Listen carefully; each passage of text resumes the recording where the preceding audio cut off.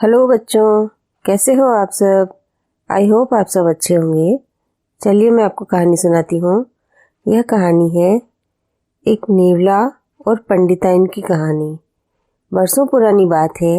एक गांव में देवदत्त नाम का ब्राह्मण अपनी पत्नी देवकन्या के साथ रहता था। उन दोनों की कोई संतान नहीं थी। आखिर कुछ वर्षों के बाद उनके घर प्यारे से एक बच्चे ने जन्म लिया। ब्राह्मण की पत्नी अपने बच्चे से बहुत प्यार करती थी। एक दिन की बात है, ब्राह्मण की पत्नी देवकन्या को अपने घर के बाहर नेवले का एक छोटा सा बच्चा मिला। उसे देखकर देवकन्या को उस पर दया आ गई। वो उसे घर के अंदर ले गई और उसे अपने बच्चे की तरह पालने लगी। ब्राह्मण की पत्नी बच्चे और नेवले दोनों को अक्सर पति के जाने के बाद घर में अकेला छोड़कर काम से चली जाती थी। नेवला इस दौरान बच्चे का पूरा ख्याल रखता था। दोनों के बीच अपार स्नेह को देखकर देवकन्या बहुत खुश थी।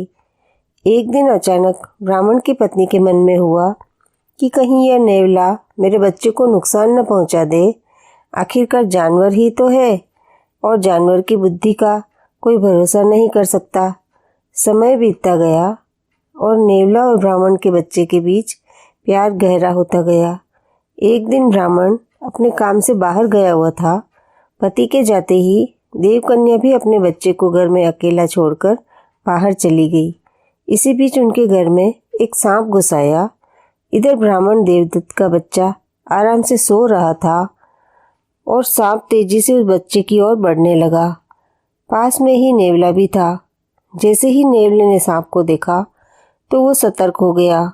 नेवला तेजी से सांप की ओर लपका और दोनों के बीच काफी देर तक लड़ाई हुई। आखिर में नेवले ने सांप को मारकर बच्चे की जान बचा ली। सांप को मारने के बाद नेवला आराम से घर के आंगन में बैठ गया। इसी बीच देवकन्या घर लौट आई। जैसे ही उसने नेवले के मुंह को देखा तो वह डर गई। नेवले का मुंह सांप के खून से लथपथ था, लेकिन इस बात से अनजान देवकन्या ने मन में कुछ और ही सोच लिया। वो गुस्से से कांपने लगी। उसे लगा कि नेवले ने उसके प्यारे बेटे की हत्या कर दी है। यही सोचते सोचते ब्राह्मण की पत्नी ने एक लाठी उठाई और उस नेवले को पीट पीट कर मार डाला। नेवले को जान से मारने के बाद ब्राह्मणी अपने बच्चे को देखने के लिए घर के अंदर तेजी से भागी। वहाँ बच्चा हंसते हुए खिलौनों के साथ खेल रहा था। इसी दौरान उसकी नज़र पास में पड़े मरे हुए सांप पर भी गई। सांप को देखते ही देवकन्या को बहुत पछतावा हुआ।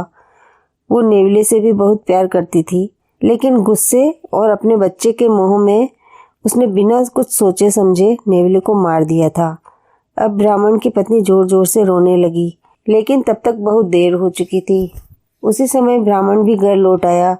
वह पत्नी के रोने की आवाज़ सुनकर दौड़ता हुआ घर के अंदर गया।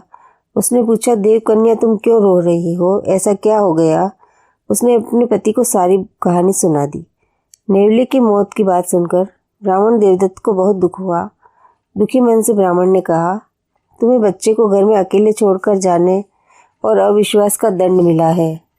इस कहानी से यह शिक्षा मिलती है कि बिना सोचे समझे और गुस्से में आकर कोई काम नहीं करना चाहिए। साथ ही विश्वास की डोर को कभी भी शक की वजह से टूटने नहीं देना चाहिए। तो बच्चों, आपको ये कहानी कैसी लगी? आपको ये कहानी पसंद आई हो तो इस चैनल को सब्सक्राइब करें, लाइक करें, शेयर करें। थैंक यू बच्चों।